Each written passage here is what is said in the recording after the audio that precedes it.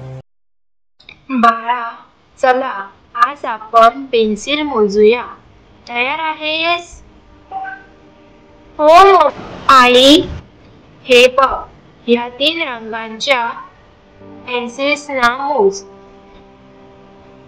पहिली पेन्सिल लाल, दुसरी पेन्सिल हिरवी, तिसरी पेन्सिल निळी.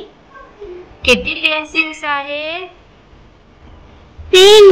आई, अगदी बरोबर. आता इथे 3 गोड बिस्किट्स आहेत. चल, ती मोजून सांग. किती आहे ती? 1, 2, 3. किती बिस्किट्स आहेत? 3. आई, माझा हुशार मुलगा.